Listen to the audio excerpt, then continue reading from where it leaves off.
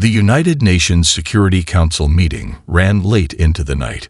Representatives from Earth's major powers gathered around the circular table, holographic displays showing the alien vessel that now orbited their planet. Admiral Rivera stood at the center, her weathered face illuminated by the blue glow of the projection. "The Varunians appear peaceful," she said, manipulating the display to show Ambassador Krelixit's elongated form. "But we can't base our security protocols on appearances. The fact remains that an advanced alien civilization has found us, and we know nothing about their true intentions." Defense Minister Chen leaned forward. "What are you proposing, Admiral? We can't exactly hide our military capabilities now. Their scanners have undoubtedly mapped our entire orbital defense network." "I'm not suggesting we hide anything," Admiral Rivera replied, a thin smile crossing her face. "In fact, I propose the opposite. Let's invite Ambassador Krelixit to tour the U.S. Vigilant." Murmurs rippled through the chamber. The Vigilant was humanity's newest battlecruiser, commissioned just 3 months prior. Its hull contained technologies that even some nations on Earth weren't privy to. "You want to show aliens our most advanced warship?" President Okafor's voice cut through the chatter. "Explain your reasoning." Admiral Rivera nodded. "Either they already know our military capabilities and are hiding their own, or they genuinely lack them. If it's the former, showing strength might earn respect. If it's the latter," she paused, "well, it never hurts to remind potential friends that we can defend ourselves." 2 days later, Ambassador Krelixit's shuttle docked with the Vigilant. Captain Seto greeted the alien diplomatic team at the airlock, maintaining the practiced neutral expression that had served her well through numerous first contact scenarios in Earth's contested waters. "Welcome aboard the United Nations ship Vigilant," she said, inclining her head in what human cultural experts believe would be recognized as a respectful gesture across species. "I'm Captain Maisato. We're honored to host the first extraterrestrial delegation on a human vessel." Krelixit's translator converted his melodic speech into English. "The honor is ours, Captain. The Stellar Alliance has encountered 17 spacefaring civilizations, but never one that developed such interesting vessel designs." Captain Sato led the delegation through the ship's corridors. The aliens' reactions shifted from polite interest to visible confusion as they passed armed security checkpoints, sealed weapons lockers, and crew members performing damage control drills. "This compartment seems designed to withstand extreme damage," noted one of Krelixit's scientific advisors, running a 4-fingered hand along the reinforced bulkhead. "Is your local space particularly hazardous?" Captain Seto exchanged glances with Commander Rodriguez. "We designed for all contingencies," she replied carefully. The tour culminated on the bridge, where Lieutenant Commander Nakamura ran the visitors through a simplified explanation of the ship's tactical systems. "These targeting arrays," Krelixit inquired, pointing at a holographic display. "They track other vessels." "Among other objects," Nakamura confirmed. "Debris, asteroids, anything that could pose a navigation hazard. And these energy projectors." The ambassador gestured toward what humans would recognize as the weapons control station. "Defensive systems," Nakamura said smoothly, "for clearing dangerous obstacles." Later, as the alien delegation prepared to depart, Krelixit pulled Captain Sato aside. "Your species builds fascinating vessels, Captain. The Alliance has traveled the stars for over 2,000 years and never found need for such defensive measures. What exactly do humans fear among the stars?" Sato's expression remained diplomatic, but her eyes held a truth born from humanity's long history. "Ambassador, it's not what we fear that shaped our ships. It's what we've learned about ourselves." Commander Sarah Chen watched with barely concealed amusement as the Medusan diplomat's tentacles recoiled from the tactical display. The holographic projection showed a simulation of the Defiant executing evasive maneuvers while returning fire against multiple targets. "You practice these scenarios regularly." The translator rendered the Medusan's harmonic speech into English, but couldn't disguise the tone of disbelief. "Every crew member participates in combat drills twice weekly," Commander Chen confirmed, deactivating the simulation. It's standard procedure across our fleet.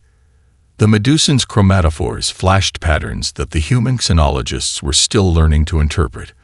But there have been no interstellar conflicts in recorded history. The Stellar Alliance has maintained peace for over 2 millennia. Commander Chen smiled diplomatically. On Earth, we have a saying, hope for peace, prepare for war. Across the Defiance hangar bay, Lieutenant Park guided another group of alien dignitaries, these from the crystalline Lumidari Federation. Their faceted bodies refracted the hangar lights as they examined one of the ship's interceptor craft. This smaller vessel, inquired the lead Lumidari, voice chiming like wind through crystal. It detaches from the larger ship during emergencies. Among other situations, Park explained, the Raptor-class interceptors provide additional defensive coverage and can perform reconnaissance missions. Reconnaissance? You mean scientific observation? Park hesitated. Sometimes. On the Defiance Bridge, Captain Rice fielded questions from a delegation of Alliance admirals, though the title seemed ceremonial rather than military in their culture. Your vessel's power distribution systems are remarkably complex, noted Admiral Ziv Tal of the Arcadian Union, 6 eyes blinking in sequence as she examined the engineering readouts. Why divert energy between systems rather than maintaining constant output? In combat situations, we might need to prioritize shields over weapons or engines over life support. Temporarily, of course, Captain Rice explained. Combat situations, repeated Admiral Ziv Tal, as if testing an unfamiliar phrase. Against whom would you fight in the empty vastness between worlds? Before Rice could formulate a diplomatic response, alarm klaxons blared. The bridge crew immediately snapped to attention, hands moving to control stations. Simulation drill commencing, announced the ship's computer. Scenario: multiple hostile contacts, bearing 045 Mark 33. Captain Rice turned to the startled alien delegation. My apologies for the interruption. This is a scheduled training exercise. But your crew, Ziv Tal, observed with astonishment. They responded instantly, without confusion. Muscle memory, Rice explained. Watching this as officers called out simulated damage reports and tactical options. We drill until responses become instinctive. The alien admirals watched in fascinated silence as the Defiance crew coordinated a complex defensive operation against imaginary attackers. Orders were given and acknowledged with crisp efficiency. Tactical decisions made in seconds that the Alliance representatives would have spent hours deliberating. When the drill concluded 7 minutes later, the bridge returned to normal operations, as if nothing had occurred. Impressive choreography, commented Admiral Ziv Tal, using a term more associated with dance than warfare in their culture. Your species places great importance on these performances. They're not performances, replied Captain Rice, his voice gentle but firm. They're preparation. Every scenario we simulate is based on a real situation humanity has faced or might face. Against whom? Pressed Ziv Tal, genuine curiosity in her multiple eyes. The galaxy has been at peace since before your species achieved spaceflight. Captain Rice glanced at his tactical officer, who had pulled up long-range sensor data during the drill, standard procedure to ensure the simulation didn't mask actual threats. On the edge of the screen, barely within detection range, a shadow moved against the stars, then vanished. The galaxy is vast, Admiral, Rice said carefully, and in our experience, peace is something that must be continuously maintained, not merely declared. The Emergency Council chamber of the Stellar Alliance fell silent as the holographic display showed another outpost going dark. 12 stations lost in 7 days.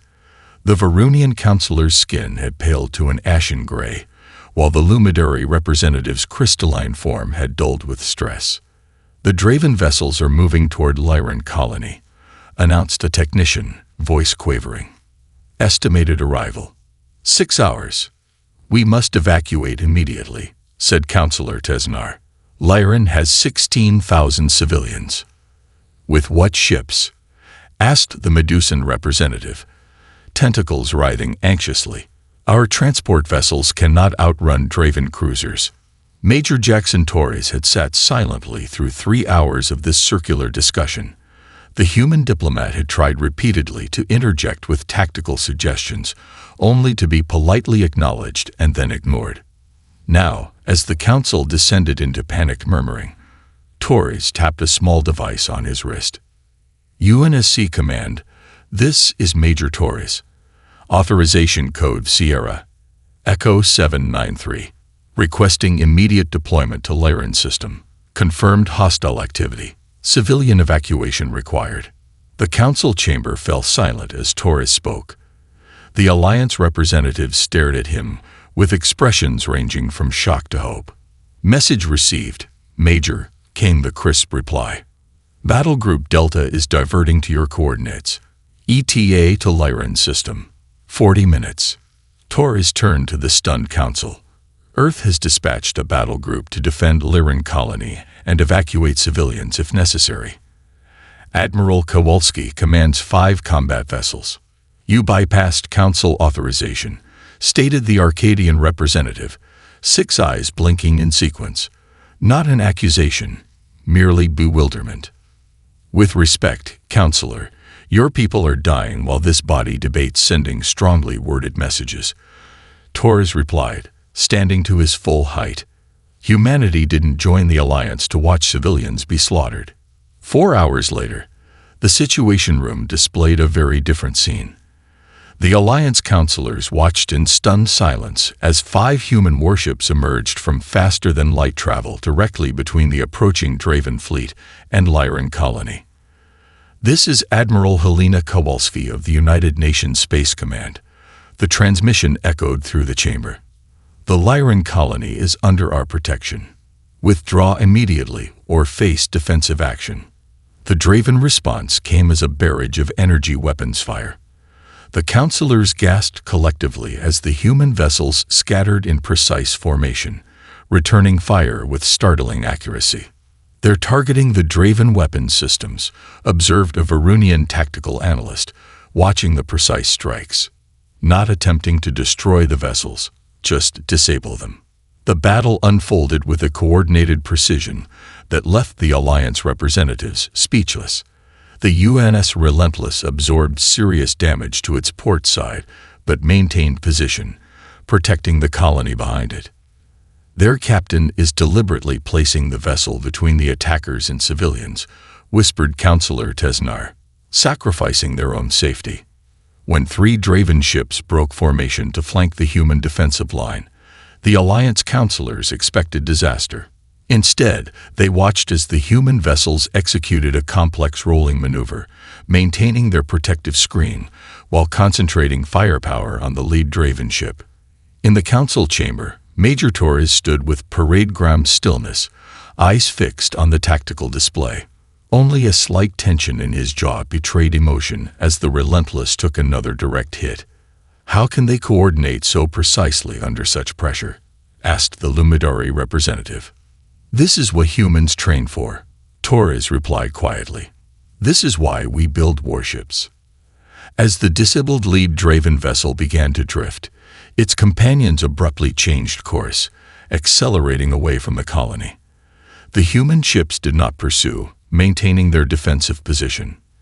They're retreating, announced the tactical analyst with disbelief. No, Torres corrected. They're regrouping. This was just their first attempt. His eyes remained fixed on the display.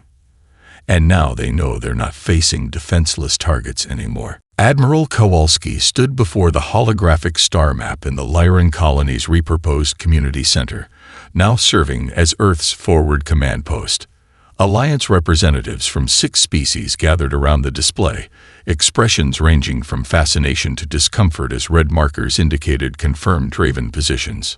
We've identified 3 primary staging areas, Kowalski explained, highlighting clusters near critical Alliance trade routes. They're positioning for a coordinated push into these sectors. Counselor Tesnar's translator conveyed his confusion. How can you be certain? Their movements appear random to our analysts. Lieutenant Commander Ortiz stepped forward. "Because it's what we would do," she said simply. "Secure supply lines, establish forward bases, then advance along multiple vectors to divide defensive forces." "But there are no defensive forces," objected the Medusan representative. "The Alliance has never maintained a military." "You do now," Kowalski replied, nodding toward the viewport where 3 Alliance science vessels underwent retrofitting. Human engineers swarmed over the hulls, installing shield generators and point defense systems. Operation Fractured Glass begins in 6 hours. The briefing room aboard the Relentless was packed with an unusual audience. Varunian scientists, Tellarian navigation specialists, and Medusan communications experts listened intently as Commander Chen outlined the deception operation. "We've modified standard sensor buoys to emit false energy signatures," Chen explained, displaying a small cylindrical device. "When deployed in this asteroid field, they'll create the impression of a fleet massing for attack." A Varunian raised a tentacle-like appendage. "This is deliberate misinformation," he observed. "In our culture, providing false data is deeply taboo. In combat, information shapes your opponent's decisions," Chen replied. "By creating phantom fleets, we force the Draven to spread their forces thin, responding to threats that don't exist." "Deception as a defensive strategy," murmured the Varunian, making notes on a translucent tablet. "Fascinating concept." The installation of early warning beacons around 6 Alliance worlds proceeded rapidly. Human techs worked alongside Alliance volunteers, teaching them to interpret the data streams that would provide critical minutes of advance notice before Draven arrivals. "Why place them in this pattern?" asked a Tellarian engineer, 4 arms manipulating the holographic model. "The coverage seems uneven." Lieutenant Park adjusted the display. "We're creating a deliberate blind spot," he explained. "The Draven will detect it and likely attempt to exploit it. You're inviting attack through a specific approach. We're channeling them where we want them," Park corrected. "Directly into overlapping fields of fire from these defense platforms." The Tellarian's eyes widened with understanding. "You're not just anticipating their attacks, you're shaping them." 3 days later, the Alliance Council gathered in emergency session as reports arrived from the Centauri Passage. A Draven battle group had emerged precisely where Kowalski's strategic team had predicted, following the apparent gap in the sensor network. "The human vessels are heavily outnumbered," reported a Lumidary analyst, concern resonating in their crystalline voice. Major Torres smiled slightly. "Watch." On the tactical display, the Draven formation advanced confidently toward what they believed was an undefended colony. Suddenly, the asteroid field around them erupted with energy signatures, the false fleet decoys activating simultaneously. Confusion spread through the Draven formation as they detected phantom vessels appearing on all sides. As the Draven ships scattered to confront the non-existent threats, 3 actual human vessels emerged from hiding positions behind larger asteroids. Their concentrated fire disabled 2 Draven ships before the others realized the deception. "They're retreating already," observed an Arcadian counselor, multiple eyes blinking in astonishment. "No," corrected Admiral Kowalski via comlink. "They're adapting. Next time they won't fall for the same trick." She turned to her tactical officer. "Begin preparations for Phase 2. The real test comes when they learn our playbook." The converted Tellarian research facility hummed with activity as species from across the Alliance trained together for the first time in a military capacity. A central simulation chamber, hastily constructed by human engineers, now hosted 20 alien cadets navigating a tactical scenario. Lieutenant Commander Rajiv Mehta observed from the control booth, adjusting parameters as the exercise progressed. Beside him, Varunian education specialist Selmora tracked physiological responses of the participants. "The Lumidary are still freezing when presented with multiple threats," Selmora noted, tendrils flowing over the monitoring equipment. "Their crystalline neural pathways process information sequentially, not in parallel like humans." Meta nodded, making an adjustment to the simulation. Let's pair each Lumidary with a Talarian. Their four-armed coordination might complement the Lumidary analytical precision. On the simulation floor, the cadets regrouped as the scenario reset. A Talarian navigator named Kirvosh found himself partnered with a Lumidary tactical specialist, their crystalline form refracting the chamber's light. I will identify targets by priority, the Lumidary communicated. You will execute defensive maneuvers for both of us. Kirvosh flexed his four arms, each holding a different control interface. Agreed. I cannot process threat assessment quickly, but I can execute 4 commands simultaneously. As the simulation restarted, the difference was immediate. The Lumidary called out incoming threats in perfect sequence, while Kirvosh's 4 arms worked independently, manipulating their shared tactical interface with a coordination no human could match. Remarkable, Meta murmured, watching their efficiency ratings climb. They're compensating for each other's biological limitations. In the adjacent hangar bay, Admiral Kowalski toured the retrofitting operations with Alliance engineering teams. The massive UNS Sentinel had arrived yesterday, its imposing silhouette dominating the space as smaller Alliance vessels underwent modifications nearby. Your dreadnought's design is intimidating, commented Chief Engineer Zoll of the Arcadian Union, 6 eyes taking in the angular hull plating and obvious weapons emplacements. That's partially intentional, Kowalski admitted. Psychological impact has always been a factor in Earth vessel design. They paused before a Varunian science vessel, now sporting newly installed defensive shield generators and a modest weapons array. The Varunian crew watched nervously as human technicians calibrated the systems. My crew are scientists, not warriors, the Varunian captain said quietly. They fear becoming something they never wished to be. Kowalski's expression softened. The best defense systems are the ones we never have to use, Captain. We're not turning your people into warriors. We're ensuring your scientists live to make their discoveries. Across the facility in a modified cargo bay, Medical Officer Dr. Singh supervised as humans and aliens alike practiced emergency response protocols. Talarian medics with their multiple limbs proved exceptionally adept at treating multiple injuries simultaneously, while Medusan biochemists quickly mastered antidotes for Draven chemical weapons recovered from attacked outposts. Apply pressure here, instructed Singh, demonstrating on a medical mannequin. All species share certain vulnerabilities. Major blood vessels, pressure points, shock responses. Sometimes saving a life means causing momentary pain. A Lumidary medical trainee hesitated, crystal appendages hovering above the simulated wound. In our culture, causing pain violates our deepest ethical principles. In human medicine, we have a concept called triage. Singh explained gently. Sometimes minor suffering now prevents greater suffering later. The key is intent. Your goal isn't to harm, but to heal. The Lumidary's crystalline structure pulsed with new understanding as they finally applied pressure to the wound. Later that evening, Admiral Kowalski reviewed training data in her makeshift office when Major Torres entered with the latest intelligence reports.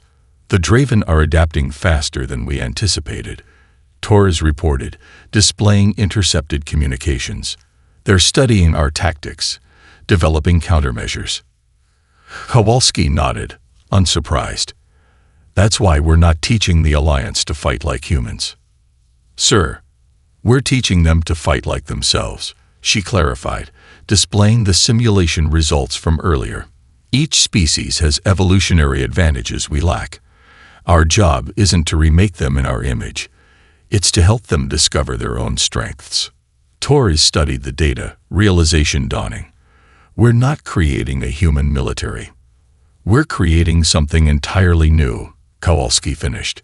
Something the Draven will never see coming. Commander Rhea Patel stood on the bridge of the UNS Harbinger, watching the main view screen as her vessel maintained position just outside weapons range of the Draven outpost.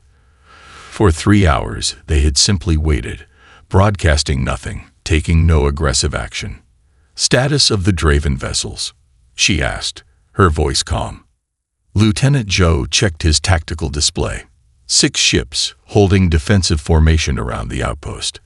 Their weapons remain powered but not targeted. They appear uncertain. Good, Patel nodded. Uncertainty breeds anxiety. Anxiety leads to mistakes. The Varunian observer, Diplomatic Minister Telvan, watched this exchange with growing confusion. Commander, forgive my ignorance, but we are taking no action. We simply exist in their sensor range. What purpose does this serve? Patel smiled slightly. Minister, what do you think is happening inside that outpost right now? Telvan's elongated features furrowed in thought. Their commanders are likely discussing our presence, perhaps preparing defenses. They're doing much more than that. Lieutenant Reeves interjected from the communication station. They're cycling through encrypted channels at triple the normal rate. Internal communication spiked 400% when we arrived. They've diverted 3 patrols to reinforce this position, leaving other sectors vulnerable. We have engaged them without firing a single shot, Patel explained. Every minute we sit here, they burn resources, change plans, and question themselves. Understanding dawned in Telvan's eyes. You're attacking their certainty. Exactly. Now comes the second phase. Communications. Begin broadcast. The view screen shifted to show Patel's face as cameras recorded her message to the Draven outpost. Her expression remained neutral, her voice measured and calm. Attention Draven Command. This is Commander Ria Patel of the United Nations Ship Harbinger. We have mapped your facility and identified 73 structural vulnerabilities. We have documented your patrol patterns and shift rotations. We have decoded 17 of your communication frequencies. She paused deliberately before continuing. We could have attacked at any point during the past 3 hours. We chose observation instead. Remember that fact when you report to your superiors. The Harbinger turned gracefully and accelerated away, leaving the Draven outpost intact but irreparably damaged in ways no weapons could achieve. 8 days later, the psychological campaign expanded. The Alliance Council chamber fell silent as they watched recordings from 3 similar encounters across different sectors. Each followed the same pattern, human vessels appearing without warning, demonstrating capability without attacking, then departing with cryptic messages that eroded Draven morale. The effect is spreading, reported Major Torres, displaying intercepted Draven communications. Their commanders are hesitating before engaging Alliance vessels, unsure if human warships are nearby. Some patrols are requesting additional support before approaching even civilian transports. Counselor Tesnar's translator conveyed his discomfort. This approach seems manipulative. We cause fear deliberately rather than engaging in direct communication.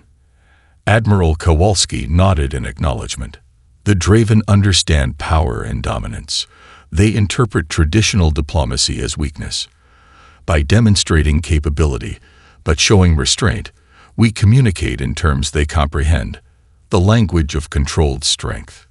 In the command center adjacent to the council chamber, Commander Patel finalized the next phase with her tactical team.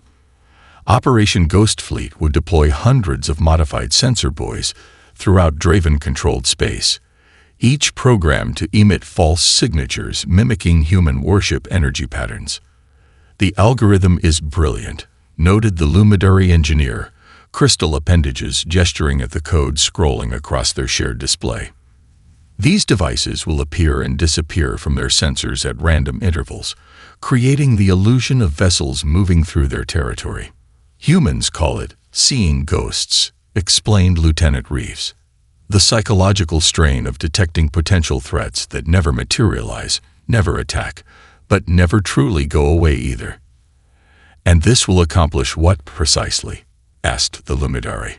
Commander Patel's expression remained calm, but her eyes carried the weight of countless human conflicts throughout history. It will make them question every sensor reading, distrust their own intelligence, and divert resources to chase phantoms. No species can fight effectively when they no longer trust their own perceptions. The Lumidary's crystalline form pulsed as they processed this concept. You are not just attacking their ships or outposts. No, Patel confirmed. We're attacking their confidence. And in warfare, that's often the most vulnerable target of all. The combined fleet emerged from faster-than-light travel in perfect formation. Human warships at the vanguard. Retrofitted Alliance vessels arranged by function rather than species. The massive battle group faced the Draven home system and its heavily fortified station, Nexus Command. On the bridge of the UNS Sentinel, Admiral Kowalski studied the tactical display as data streamed in from scout vessels. The Draven defensive screen was immense, easily 3 times the size of the combined human alliance force. They've recalled their fleets from across the sector, noted Captain Washington, his expression grave. This will not be like our previous engagements. No, Kowalski agreed. This is their center of power. They will defend it with everything they have. Beside them, Varunian First Officer Telvor analyzed the enemy formation with newly trained eyes. 6 months ago, he had been a cultural anthropologist. Now he saw patterns in the Draven deployment that would have been invisible to him before. They've arranged their heaviest vessels to counter our human warships, Telvor observed. Their tactical analysis still underestimates our alliance vessels. Kowalski nodded. Then we use that against them. Signal the fleet. Implement Battle Plan Chimera. Across the combined fleet, commanders acknowledged the order. The formation began to shift, human vessels falling back, while modified alliance ships moved to the forefront. The Telarian vessels, their sleek hulls now bristling with weapons designed specifically for their 4-armed crews, assumed point position. The Draven responded predictably, adjusting their formation to concentrate firepower on what they perceived as the weaker alliance vessels. It was exactly what Kowalski had anticipated. All vessels, execute jump sequence on my mark, she ordered, her voice steady despite the weight of the moment. 3, 2, 1. Mark. Throughout the fleet, carefully calibrated jump drives activated simultaneously. Each ship made a precisely calculated micro-jump, a technique human captains had practiced for decades, but that had been unknown in the galaxy until now. The entire fleet vanished from their position and reappeared seconds later inside the Draven formation, weapons already firing. The Draven defensive screen, designed to repel attacks from outside, found itself being attacked from within its own ranks. Confusion rippled through their command structure as targeting systems struggled to differentiate friend from foe at such close range. Telarian Strike Group, engage primary targets, Kowalski ordered. Luminary vessels, commence electronic warfare protocols. The battle erupted in a coordinated dance unlike anything the galaxy had witnessed. Telarian gunners manipulated 4 weapons simultaneously, their natural dexterity allowing them to target multiple systems on a single Draven vessel. Luminary ships, their crystalline technology interfacing with human electronic warfare systems, broadcast frequencies that disrupted Draven targeting arrays.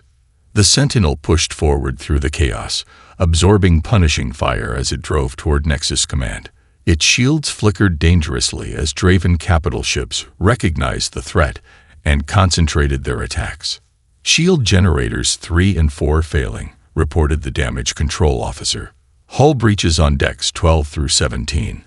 Weapons capacity down to 60%. Kowalski watched as the tactical display updated with casualty reports from across the fleet. Alliance vessels fought with unexpected effectiveness, but the sheer number of Draven ships was taking its toll. The path to victory narrowed with each passing minute. A massive impact rocked the Sentinel, throwing crew members against their stations. Emergency lighting flickered as primary power failed. Direct hit to the main reactor, reported the engineering officer, voice strained. Containment fields failing. We have 10 minutes before catastrophic breach. Captain Washington looked to Kowalski, both understanding what the damage meant. The Sentinel could no longer be saved, but it could still serve a purpose. Evacuate all non-essential personnel to the escape pods, Kowalski ordered, her voice calm despite the alarms blaring around them. Helm, plot a direct course for Nexus Command's central reactor. Telvor stared at her in sudden comprehension. "Admiral, you cannot mean to." "I can and I do, First Officer," Kowalski replied. "This is why we train for the worst-case scenario. This is why command means being willing to make the hardest choice." She opened a channel to the entire fleet. "All vessels, this is Admiral Kowalski. The Sentinel will clear your path to Nexus Command. Complete the mission. Protect the Alliance." Kowalski out. 6 months after the Battle of Nexus Station, the newly commissioned Alliance vessel UNS Kowalski prepared for its maiden voyage. On the observation deck, Captain Elijah Washington stood beside Ambassador Krulixit, watching as engineering teams completed final checks on the exterior hull. "She's beautiful," Washington said quietly. "First of her kind, designed and built through true collaboration between all our species." The vessel represented something unprecedented in galactic history. Talarian weapon systems, Lumidary sensor arrays, Varunian life support technology, and human tactical systems, all integrated into a unified design. Neither purely a warship nor merely a diplomatic vessel, the Kowalski embodied a new approach to galactic security. "Admiral Kowalski would be proud," Krulixit remarked, his translator rendering the emotional resonance in his native speech. "Though I suspect she would find the namesake somewhat embarrassing." Washington smiled. "Undoubtedly. She never sought recognition, only results." Their conversation was interrupted as First Officer Telvor entered, datapad in hand. "Final crew manifests are complete, Captain. 17 species represented, all volunteers." Washington nodded, reviewing the information.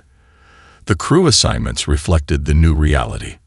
Positions allocated by aptitude rather than species.